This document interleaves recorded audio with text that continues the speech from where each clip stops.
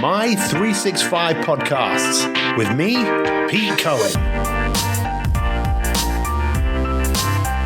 Welcome to another Mi365 podcast. Today, I want to talk to you about emotions.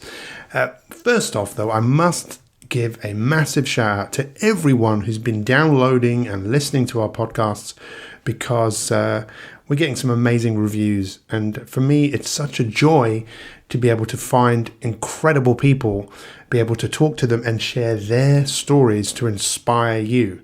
From Gemma Magnuson to Tim Dingle to all of the people, Dr. Bob Rakowski, Stevie McEwen, who right now is running around the whole of Ireland, running 60 ultra marathons in 60 days.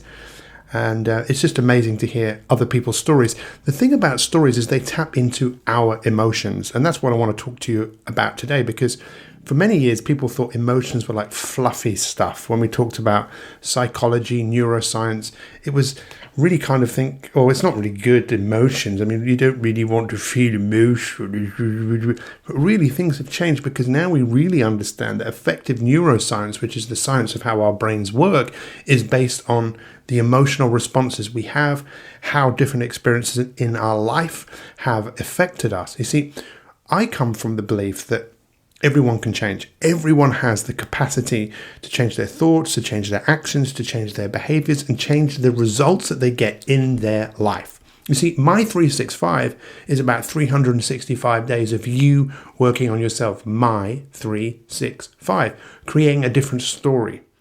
But if we don't learn new skills, then we become victim to how we've dealt with things in the past. So I have to ask everyone that listens to our podcast, do you believe that you have more potential? Do you believe that your best days are ahead of you?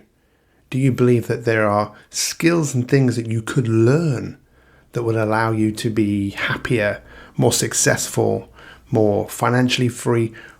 If you come from that place, then none of this stuff is going to happen to you by chance. It's only going to happen by design, and it's only going to happen by learning. In fact, not even learning, understanding.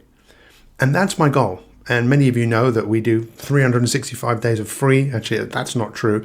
365, let's just say it's 365 days because we broadcast every day, Monday to Friday at 7 a.m. in the UK. You can just follow me on Facebook, or you can go to mi365.me and you can find out how you can get coached every single day. Every week we have a different theme. Currently this week is all about mood.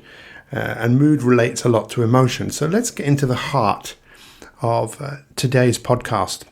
And for me, I want everyone to understand a few things. I read an incredible book that I would recommend to everyone. It's called The Emotional Life of Your Brain by Richard Davidson. I would highly recommend this book. And I love the way he talks about states, moods, traits, and styles when it comes to emotions. So when you've had an emotional state, it's fleeting. So if you get really excited, some of you have been watching the European Championships with England at the moment. If England score, which is very rare, it's like, yes, it's an emotional state. You know, it's the same often with anger. Someone might cut us up when we're driving. We get angry, but that emotional state doesn't tend to last very, very long. And most of our states, they happen through experience, through practice. So the way you respond, you might not want to respond that way. But the reason you respond that way is that's because that's the way you've always responded. Let me give you an example. When I was a kid and my dad used to drive, I used to watch him very closely. And if my dad, he'd let people through, he's a very kind person. But if that person didn't thank him, my dad would go crazy. He would literally go. And he's got better and better at it. And he really finds it difficult to stop. My dad's way into his 70s now. And still to this day, he still reacts and gets really, really angry. And my mum, if she's driving, when my mum was a little child, she remembers her father driving. And if there was an accident on the road, or my granddad would literally say, get down. And my mum, when she's driving, how she kind of manifested what she learned from that is, if I was in the front seat with her when she was driving, if there was a remote chance of anything happening, she would stick her hand out in front of me as if that was going to help me.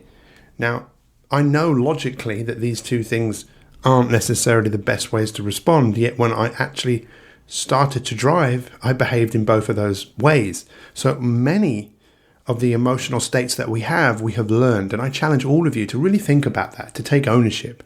Because look, these podcasts are going to be here for as long as I'm around, and so will the daily broadcasts on Facebook. So you have an opportunity to work on yourself. And that's really important, and that really comes back to another thing that I think is so important, which is people getting coached. Having a coach, having someone who you can work with like-minded people perhaps who support you as you go through the process of getting better. Because in order to get better at anything, most people know it takes practice, it takes failure, it takes persistence, and we'll look at that in a minute when we come to emotional styles, things that we can all work on to become emotionally stronger. I mean, you could all stop and think about for a moment, what would happen if I had more emotional resilience? If I could choose the way that I felt, what impact would that have on my life? So perhaps now you understand what emotional states are. They're fleeting, they might last a few seconds, a few minutes. And then you've got moods. Now this is very interesting because moods for a lot of people, they tend to last maybe an hour, a day, a couple of days. But moods tend to pass. So I'm in a bad mood. It tends to pass. And you could also think, what are some of the moods that I experience? For me, I'm terrible if I'm in any pain. If I can't exercise and I've got any body pain could be from exercise, from doing too much. But you understand, if I'm in pain and I can't exercise, or if I'm not well, which is very unlike me. I've not been unwell for nearly 4 years, not had a cough, not had a cold. But if I'm ever like that, my God, you don't want to be around me. If I don't get sleep, I go into a terrible mood. So maybe you could start to think about, well, what are the different moods I experience? Become like a scientist. That's what I would encourage every single one to do. Become very curious about the way you move through the world, because the way you move through the world doesn't have to be the way that you have to move through the world moving forwards. Human beings have an incredible capacity to change. And then you've got traits. Now, this to me is even more interesting. It's like if you were looking at a timeline of your life or a film of your life, and you could rewind and go forwards, not forwards from this point, but just rewind and go forwards from what's already happened. What are some of the real common traits that you really go back to? So for me, I might get in a bad mood, but that doesn't happen very often. But a trait for me most definitely is being rushed. Now, those of you that listen to me a lot, you probably can tell I find it much easier to speak very quickly and keep going rather than talking slowly. So an emotional trait I have is to be rushed. Some people might even call that to be stressed. Now, I don't think all stress is bad, but it's just how you use it. Now, I encourage all of you to really think about, become more aware. Awareness is the real key to changing anything in our lives, is become more aware of the most common traits that you experience. So for some people, it's frustration. For some people, it's worry, anxiety. And many people think that's the way that they always have to feel. But again, you should write this down. I always have a choice. But the easiest choice to make is the choice that you've made before. And if you always do what you've always done, then guess what? You're always going to get what you've always got. So when my colleague Casey and I, we make these podcasts for you, we make them for you to listen to other people and me from time to time and think, what could I do differently? What different choices can I make? And that's part of how I would like to help you today. And I just briefly want to touch on different styles. And this is what Richard talks about, or Richie as he's known in his book, talks about.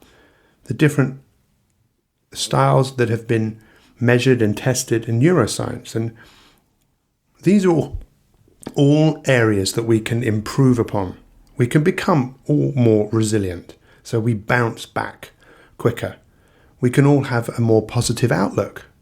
For most people, it's easier to have a negative output. It's just practice. I think most people, it's almost within our DNA. It's easier to think more negatively. Once upon a time when we were running away from animals, not running to get them as much, we were on our guard. And a lot of people are on our guard. But again, we can change that, but it takes work, maybe 365 days. That's what Mi365 is about, getting people or giving people the opportunity to work on themselves, stuff which they've probably never done before. If they have, they haven't done it for an extended period of time. So resilience, your outlook, your social intuition, knowing that in different social situations, you need sometimes to adapt your emotional response. Self-awareness, becoming aware of what your body is telling you. So perhaps if you've got a headache or if you've got a stomach ache or you're tired, that becoming aware that emotionally that your body is actually telling you something. Sensitivity to the different contexts that you're in. Regulating your emotional response and just your attention, just becoming more and more aware. It's fascinating because a lot of this information has only been coming out recently, but still people are unaware and they think they are their emotions. They don't think they can actually change.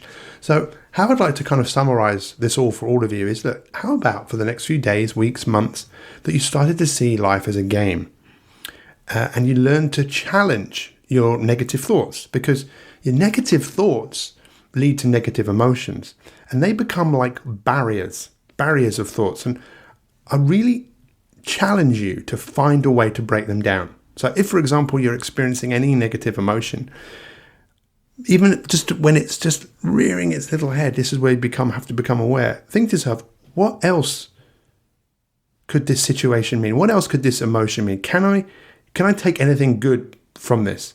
Does this give me any opportunity? How quickly could I turn this around?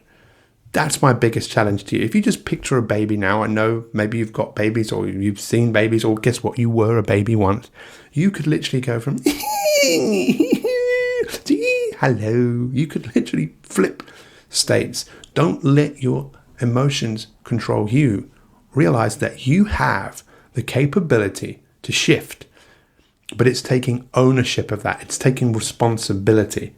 And the word responsibility is amazing. In fact, why don't we ask Siri? Hey Siri, what does the word responsibility mean? Let me think. From 3 definitions of responsibility, the first one is the social force that binds you to the courses of action demanded by that force. For me, the word responsibility means your ability to change your mind, your ability to take a different choice. And every single one of us has the capability to do that. See if your negative views, you can change them to become more optimistic. It's like the music in your head. If you start to see your emotions as different music, if you think, oh, I don't like that emotion, it's like a song, change the song. Hey, guess what? You could even put on a different song. That's why people like listening to I remember I used to listen to Pink Floyd for years, and I remember listening to Another Brick in the Wall. Those of you that know that song, that would make me quite angry about school, even though I love the song. But a lot of the music was actually quite depressing. So if I was started to realize that if I was listening to happy music, even classical music, that it would lift my spirits. It would change my emotions. I really hope you take something away from this podcast today. For me, I'd really challenge you to start seeing life much more as a game. And it's the emotions that you experience that will change everything. You can change your emotions, which will change your mind, which will change the way your brain works. Over the next few weeks, months and years, I'm going to be sticking around to help as many of you create the life that you want, to create a different story, to make your best days be ahead of you. I really appreciate your time. Take care, take action, and lots of love. Bye-bye for now. Hey guys, if you've enjoyed this podcast, please take a few moments to write a comment and share it. Let's get this information out there to as many people as possible. Stories really do change lives. So please, write some comments, share it, and let's change the world. I hope you enjoyed this podcast, and if you want more free inspiration to optimize your life so you can achieve your goals in all the different areas of your life, then visit mi365.me. That's mi365.me and sign up to 365 days of free coaching with me, Pete Cohen. Thanks for listening and have an awesome day.